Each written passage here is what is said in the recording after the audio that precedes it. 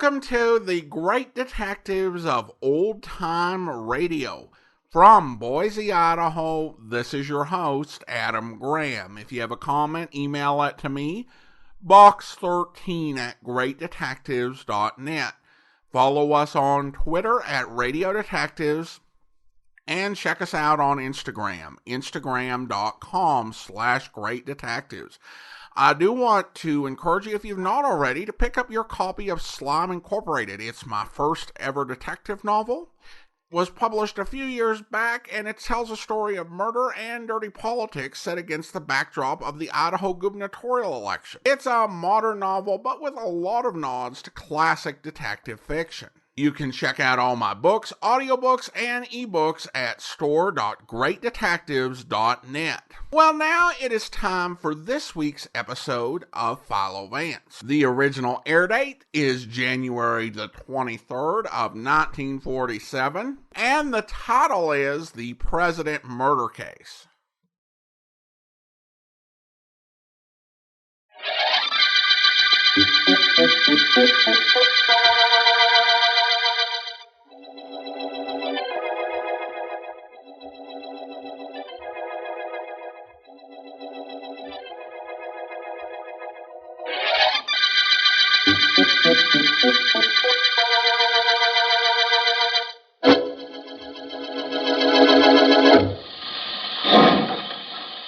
Back it in, Tex. That's brought old 96 back home. Got her back safe and on time, Johnny. Give her a little looking over, will you? The right front driver got awful hot on the run. I'll check it. Coming down? I'm on the way.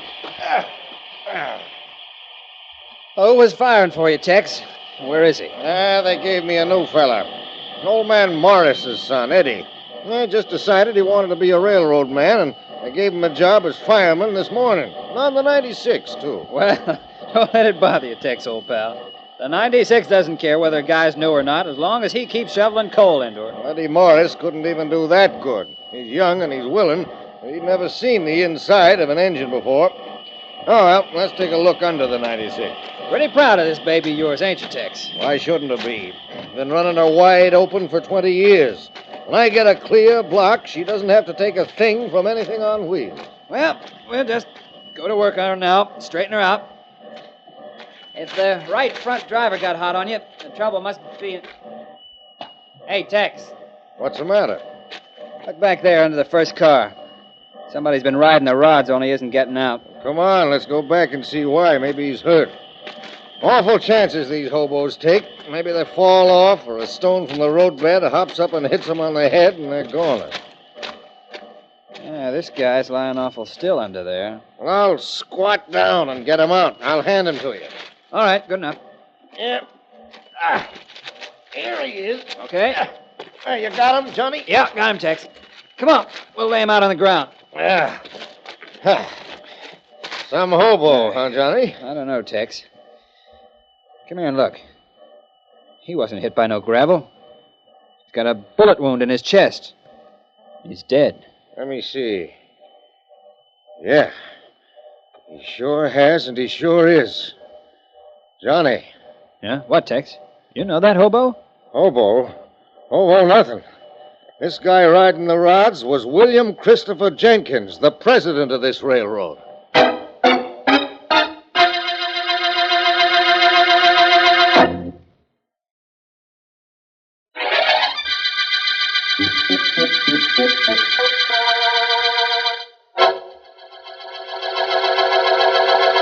Listen to you. You don't have to call Vance. I tell you, you don't have to. Don't I, Sergeant Heath?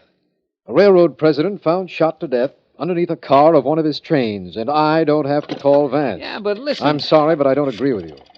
And I'm quite sure Vance won't. Since when is that news? Look, Mr. Markham, we know this Mr. Jenkins wasn't dead when he crawled on the rods of that first car. He'd been shot, but he wasn't dead then. Yes, we know that. What we don't know is whether... Officer Philo Vance, private investigator, Miss Woods speaking. Miss Woods? Where's Miss Deering? Oh, Miss Deering's gone to visit her mother. Mr. Vance is out of town, too. Vance out of town? Or is he? Oh, this is District Attorney Markham. It's very important. Mr. Vance won't be back for a couple of days, and I'm filling in, Mr. Markham. Anything I can do? Well, I don't know. Hold the phone a moment, will you, Miss Woods? Yes, sir. Heath, Vance won't be back for a couple of days. Good. By that time, we'll have this case cleared up. Hang up, D.A. Oh, Miss Woods, Yes? please send Vance a wire. Tell him I'm Okay. extending him a personal invitation to attend a murder investigation. Murder investigation. If that doesn't bring him back, nothing will.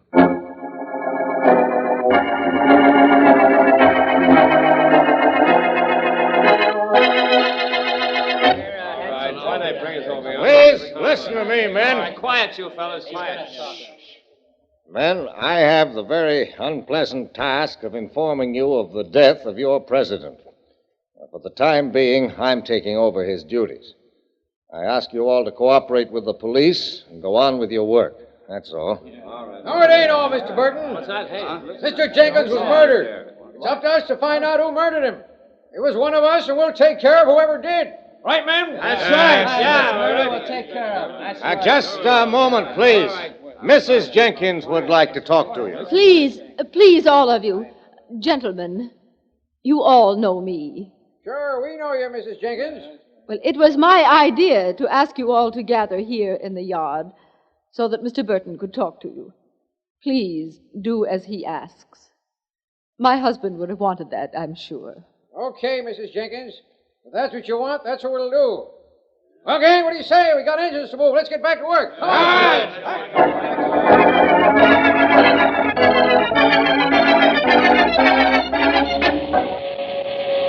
What are we hitting, Tex?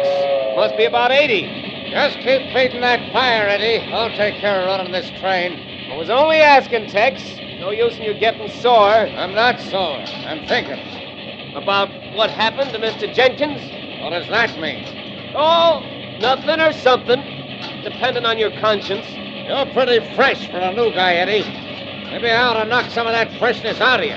You're a little old to try, aren't you, Tex? Why, you Oh, youngster. come on now. Let's stop this. I didn't mean nothing personal in what I said. Okay, let's leave it like that. Sure. The way I figure it, if there was anybody that wanted to know who killed Jenkins, he ought to first find out about that Burton guy. He's the new president, isn't he? And why? Because Jenkins is dead. Add that up. I got my own ideas about who... Hey! Somebody yanked the emergency cord. Hold everything. I'm holding. Stay here, you. I'm going to find out what happened back on the train. You won't have to, Tex. Here comes Johnny Allen climbing along my side of the engine. Hey, Johnny! What's up? Who yanked that cord? Who yanked it? The conductor yanked it, and why not? He just found the murdered body of that guy Burton, the new president of this road. He'd been shot, and he was all alone back there in his private car.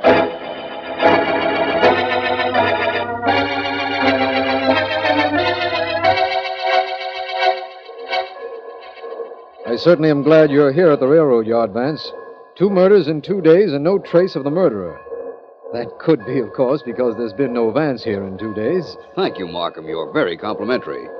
It would have taken me quite a while to have found out the information you got for me, so I start about even. Check your notes with me, will you, Markham? Glad to, Vance. Mr. Jenkins, the road president, was at one time an engineer, working his way up from the ranks. While an engineer, he worked with a man named Tex Duncan. Whose engine was pulling the car under which Mr. Jenkins was found dead. The fireman on that engine was a brand new man working his first day on the job. His name was Eddie Morris. You don't need my notes, Vance, not with your memory. That's correct. That Eddie Morris. First day on the job, the president of the road was killed that day, was found on his train. Sounds like something to work on, Markham. Actually, it's not, Vance. You see, Morris wasn't really a fireman. He was a troubleshooter, hired to investigate trouble among the men. I know that for a fact. He took the fireman job only to work more closely with the employees. I see. Now, about this Burton who was killed, Vance. Well, let's take care of one murder at a time, Markham. Jenkins' death has a priority. I have all the information now on Mr. Jenkins? Yes, Vance, you have. You remember, of course, that Mrs. Jenkins inherits the railroad and quite a bit of cash. Yes, I do. Now, Markham, inasmuch as we have all the information, let's go to work and make it mean something.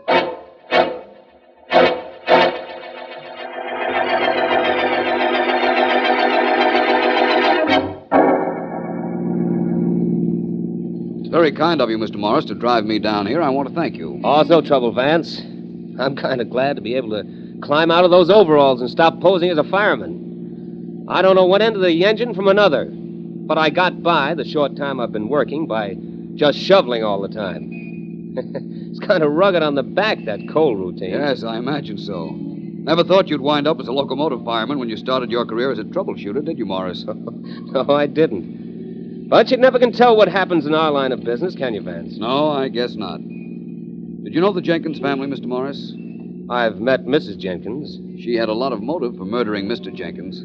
You can forget that, Vance, on my say-so. Watch that curve in the road. I see it. Mr. Morris, you were hired by the railroad to find out something. Exactly what? Well, the men were having trouble. That means nothing now in view of developments. You see, the instigator of the men's problems was Mr. Burton. And he turned up dead, too. Yes, so he did. Look, Mr. Morris, tell me what happens at the station we're headed for right now. Sure. Train stops here just before it pulls into the last stop. Stops right about there.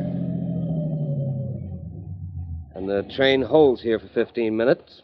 Passengers go out to stretch their legs or smoke or buy magazines, and I understand the engineer runs the train up the line for last stop checkup. Want to get out, Vance? Yes, I do.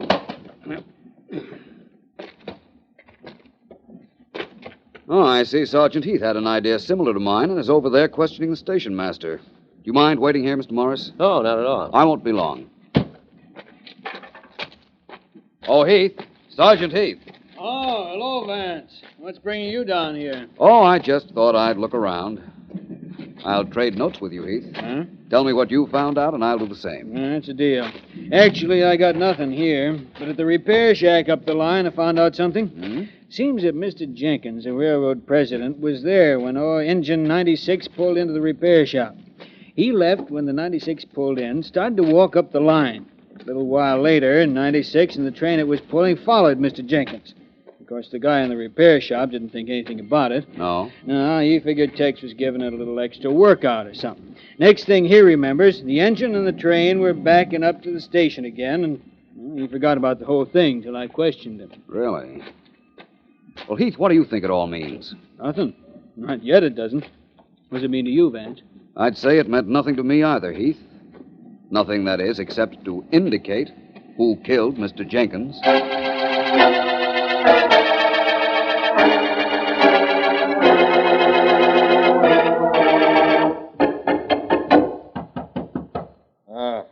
Coming. Why, Mrs. Jenkins. I'd like to come in, Tex, if you don't mind. Come in. Of course, come in. Please come in. Come into the living room. Sit down. Make yourself comfortable. No, I'd rather not. Tex, I came to tell you something. I've been thinking this over, and I believe what I'm doing is right. You were jealous of my husband. Me? Jealous of Bill? Oh, Mrs. Jenkins, you don't know what you're saying. Don't I? I wouldn't say that if I were you. Tex, you started on this road at the same time that Bill did. He worked and studied nights, and he became president of this road. Every time you saw him, you realized how much more he'd made of his life than you did of yours. I admired him for it, Mrs. Jenkins. You hated him for it. You hated him so much you couldn't stand to see him. And you killed him, Tex. You killed him so he wouldn't continue to be a constant reminder of your own failure. I'm giving you your choice. Having me tell the police what I know, or you doing something that will make neither of those choices important. You mean you want me to kill myself? Why not? You killed a man who was a whole lot better than you.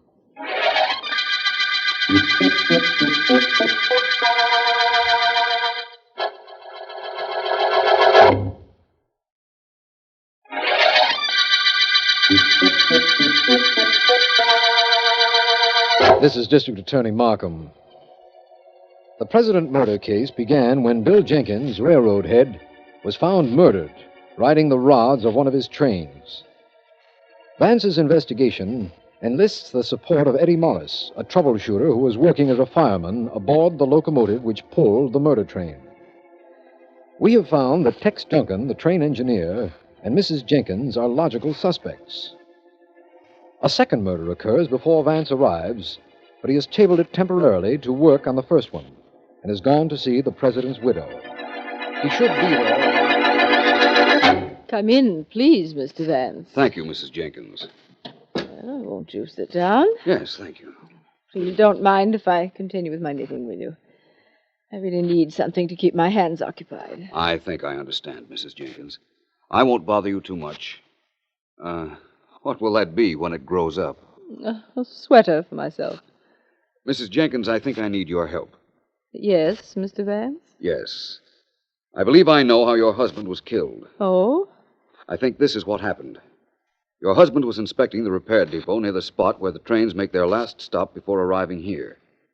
I think he was shot there, left for dead, managed to crawl under a train and climb onto the rods.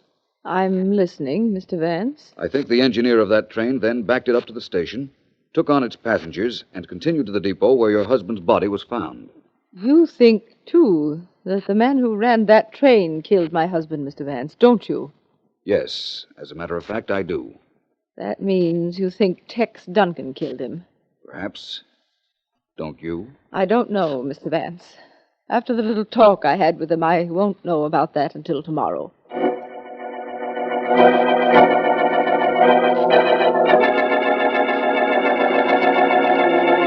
I got all day, I got all night, Tex.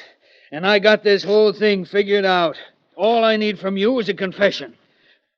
Well? I didn't kill anybody, Sergeant Heath. I never did. Wait a minute, Heath. Let me try something. Sure, D.A., go ahead. Tex, we know you were in your locomotive when the body of the second victim, Mr. Burton, was discovered. Sure you know that. Doesn't that mean I couldn't have killed him? No, it doesn't. You see, he'd been dead for quite a while. In fact, it was obvious to the medical examiner that Mr. Burton was killed in his private car when the train was still in the station. You could have killed him and then climbed into your engine and waited for the body to be discovered. Maybe I could have, but I didn't. You can't make me say I did. Grab him, Heath. He's trying to get away. He won't get very far. Now, be a nice guy, Duncan, and sit down here. I won't let you frame me. I won't. Get out of my way, will you? Get out. Mr. Markham. I'm afraid you'll have to, Heath. All right. Oh. That should do it, Heath. He won't wake up for a while. I'm sure he did it, Mr. Markham. I'm positive. Listen, I know Mr. Jenkins walked from the repair shop up towards town and that Engine 96 followed him the day he was murdered. And who was driving 96? Tex Duncan. But Duncan insists he didn't take the engine up the road and away from the repair shop. He says he went in to phone his wife and that he was on the telephone for about 15 minutes. Of course, by that time, the train was back where it should be. He's trying to throw the heat on his fireman, that nice Eddie Morris kid. That would mean that Morris ran the engine up the line. Morris says he walked out for a magazine, and I believe him. When Tex wakes up, I'm going to drag him out of this railroad yard office and down to headquarters, and I'll make him talk. I'll sweat it. Hey, what happened to the lights? Duncan wasn't knocked as cold as you think, Heath. He's gone out that door. Come on, let's go after him. What? He's locked us in. He'll get away. Maybe, maybe not. Philo Vance is somewhere in the yard, you know. The timekeeper's office, I think. That'll do us a lot of good. Come on, dear. Let's break down this door. I'll get that Duncan, and when I do, he won't do any more getting away, believe me. Come on, dear. Let's bust down this door.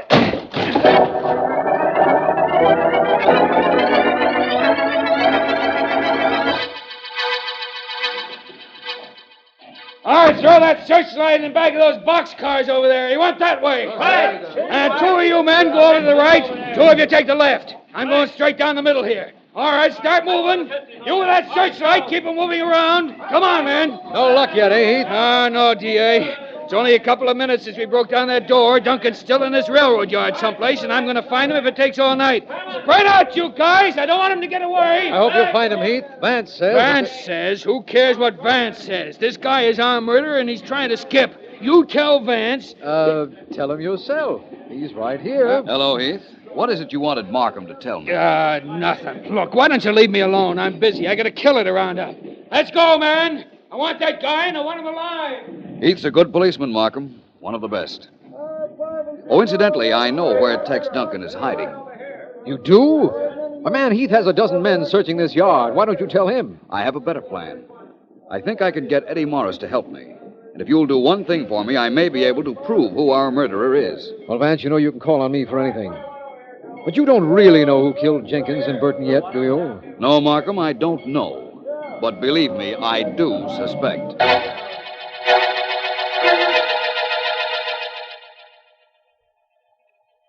Pretty uncomfortable lying here in a couple of tons of hard coal, Vance. I know it is, Mr. Morris. Soft coal wouldn't be any improvement, though, believe me. Lying here in the tender of a locomotive is a rather strange place for me, too.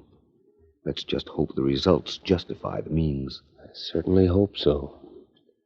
Vance, it's your opinion that Tex Duncan will try to get into this engine and escape that way? I think that would be logical. With this yard full of police and every exit watched, I think he might realize this is the one way to break out of the yard. I've had the engine serviced, it has steam up, and it's all ready to go. If Duncan doesn't show up, maybe you'll take me for a ride. Be glad to, Vance, if I knew how to start. Vance, listen. Yes, I hear it, too. They won't get me. Old 96, you'll see to that, won't you? 1 minute to start this engine. Now let him come. Let him try and stop me now. Just let him try. They'll never get me now. They'll never get me now.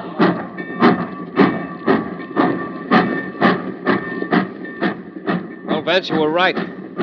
What do we do now? Nothing. Just lie here till he gets clear of the yard. I want to know where he's going. We'll get him when we want him, Mr. Morris. Have no fear of that.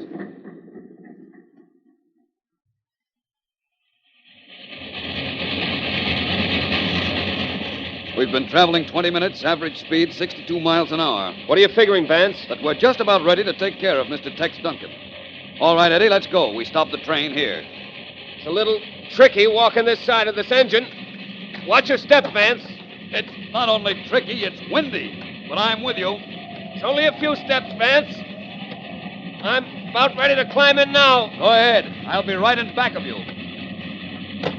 Okay, Tex. Eddie, Hello, hold Mr. it. Duncan. Would you mind slowing down this locomotive? Slow it down? Never. Look, Tex, don't make me use this gun. A lot of good it'll do you if you don't shoot. Neither of you can run this locomotive. You don't have any idea how to stop it. You'll crack up. We'll all be killed. We'll be killed. I can't take any more of this. Vance, he's fainted. Yes, so I see. Well, we're really in quite a predicament. I'll try to do something with these controls, but I haven't the faintest idea where to begin. I know I sit up here in this seat here that the engineer drives with his head out the window like this. Mr. Morris! What is it? What is it, Vance? Hurry and revive Mr. Duncan. There's a truck straddling the tracks about 500 yards ahead. We've got to stop this train and we'll all be killed. Get away from there, Vance. Get out of that seat now. Let me take over. I'll stop this engine. We'll never crash into that truck. This lever here puts on one brake. This throttle takes care of the emergency.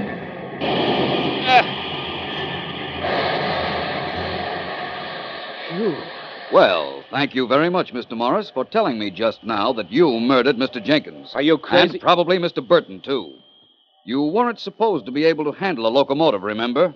Oh, I see.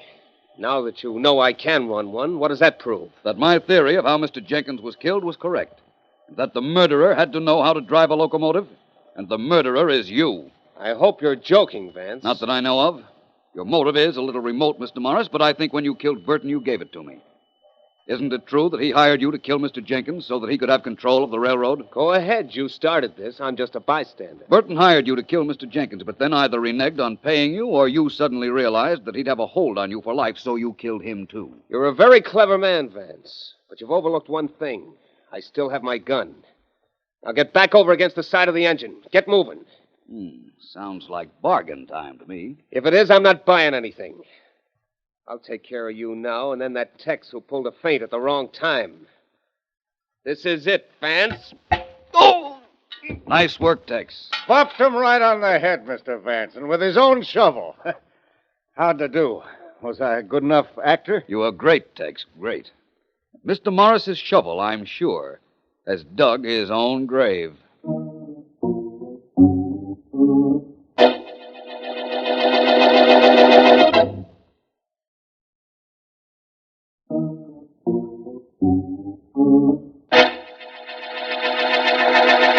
There's only one thing I really want to know, Vance, and that's this. Were you taking your life in your own hands just to prove that Eddie Morris could operate a locomotive? Why, certainly, Markham. Vance? Well, all right. Tex Duncan only pretended to faint in the locomotive cab so that Morris would try to stop the locomotive. I still don't understand how you got Tex in the locomotive in the first place. Tex? Well, he wanted to come. After he broke away and locked you and Heath in the railroad office, he found me in the timekeeper's shack. He knew I wasn't a policeman and thought that I might believe his story. I did, and dreamed up the escape plot with your help. But all I did was have old Locomotive 96 all steamed up and ready to go. You got Eddie Morris there, and he proved to you he could run a locomotive. And that proved to me that he killed Jenkins.